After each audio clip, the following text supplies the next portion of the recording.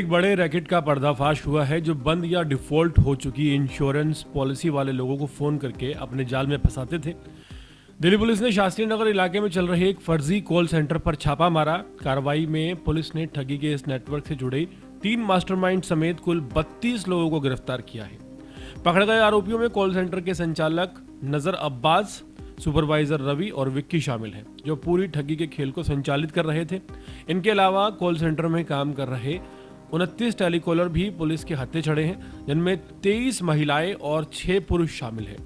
Police के मुताबिक ये सभी आरोपी बंद या डिफॉल्ट हो चुकी इंश्योरेंस पॉलिसी वाले लोगों को फोन कर उन्हें नई आकर्षक स्कीम, पुरानी पॉलिसी से जुड़े फायदे और एजेंट कमीशन रिफंड का झांसा देते थे और बड़ी ही आसानी से अपने जाल में फंसा लेते थे। नई दिल्ली में साइबर क्राइम का एक बड़ा जाल उस वक्त बेनकाब हो गया जब दिल्ली पुलिस की सराय रोहिला थाना टीम ने शास्त्री नगर इलाके में चल रहे एक फर्जी कॉल सेंटर पर अचानक छापा मार दिया। बाहर से दिखने में ये एक आम सा मकान लग रहा था, लेकिन इसके अंदर दर्जनों की संख्या में लोग बैठकर पूरे देश में लोगों को फोन कर झांसे में ले रहे थे। ऑपरेशन सीहॉक 2.0 के तहत की गई इस कार्रवाई ने इस बात को साफ कर दिया कि साइबर ठग अब कितने संगठित और शातिर तरीके से काम कर रहे हैं। पुलिस के मुताबिक ये गिरोह खास तौर पर उन लोगों को निशाना बनाता था जिनकी इंश्योरेंस पॉलिसी या तो बंद हो चुकी है या डिफॉल्ट में चल रही है। ऐसे ग्राहकों का डेटा पहले से जुटाया जाता था और फिर टेलीकॉलर बनकर उन्हें कॉल की जाती थी।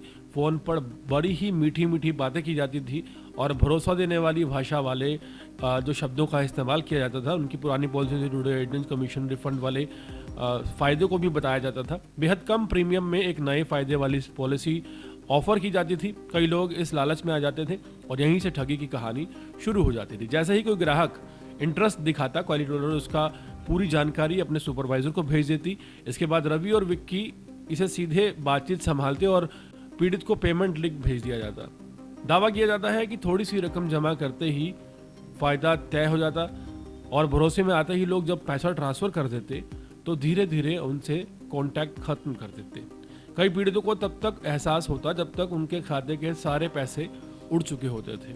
उत्तर जिले के डीसीपी राजा बडीठिया के अनुसार पुलिस ने 9 दिसंबर को गुप्त सूचना के आधार पर शास्त्री नगर के एक फर्जी कॉल सेंटर पर रेड की थी। इसके बाद इंस्पेक्टर विकास राणा के नेतृत्व में एक टीम बनाई गई और पूरी योजना के साथ छापा मारा गया।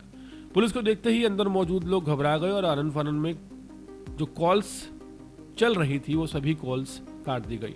मौके पर मौजूद नजर अब्बास खुद को कॉल सेंटर का मालिक बता रहा था, लेकिन वो कोई वैध दस्तावेज नहीं दिखा सका। छापेमारी के दौरान पुलिस ने 45 फोनों को बरामद किया है, जिनमें कई फर्जी आइडिया मिली हैं। कई सिम कार्ड ऐसे मिले हैं जो इसी काम के लिए बनाए गए थे।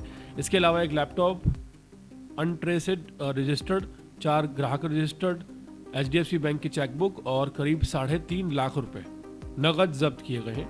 जांच में सामने आया कि ये कॉल सेंटर पिछले कई महीनों से दिल्ली में चल रहा था और इसमें 23 महिलाएं और 6 पुरुष टेलीकॉलर के तौर पर काम कर रहे थे।